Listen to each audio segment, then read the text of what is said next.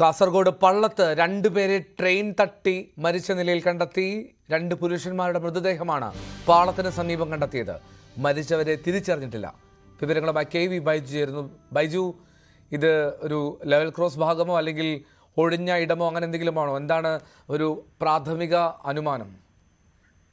എൽദോ, പള്ളം railway ബ്രിഡ്ജിന് സമീപമാണ് ഇത്തരത്തിൽ രണ്ടുപേരെ ട്രെയിൻ തട്ടി മരിച്ച നിലയിൽ കണ്ടെത്തിയത്. ഇവർക്ക് 20നും 25നും ഇടയിൽ പ്രായമുള്ളതായാണ് പറയുന്നത്. എന്തായാലും ഇവരെ തിരിച്ചറിഞ്ഞിട്ടില്ല. പുലർച്ചെ 5:20 ഗുഡ്സ് ട്രെയിനാണ് ഇവരെ തട്ടിയെന്നാണ് ഇപ്പോൾ റെയിൽവേയിൽ നിന്നും അറിയാൻ സാധിക്കുന്നത്. എന്തായാലും നാട്ടുകാർ വിവരമറിഞ്ഞതിനെ തുടർന്നാണ് റെയിൽവേ പോലീസും അതുപോലെ തന്നെ ടൗൺ പോലീസും ഇപ്പോൾ സ്ഥലത്തെത്തിയിട്ടുണ്ട്. ഇവരെ തിരിച്ചറിയാനുള്ള കാര്യങ്ങളാണ് ഇപ്പോൾ നടക്കുന്നത്. ഈ പതിവായി ആളുകൾ നടക്കുന്ന വഴിയാണോ ബൈജു അത്, അല്ലെങ്കിൽ ചേർന്ന് പാതയോരമുണ്ടോ? ഈ ഒരു അപകടം അറിയാതെ അല്ലെങ്കിൽ ഒരു ആത്മഹത്യ അങ്ങനെ എന്തെങ്കിലും സാധ്യത നാട്ടുകാർ പറയുന്നുണ്ടോ?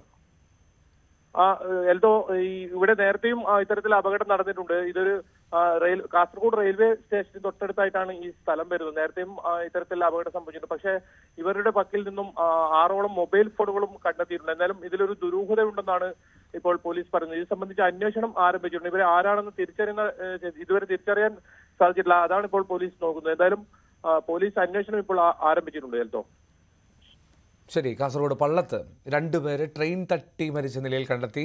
അതിൻ്റെ വിവരങ്ങളാണ് ഇപ്പോൾ KV ബൈജു നൽകിയത്. സംസ്ഥാന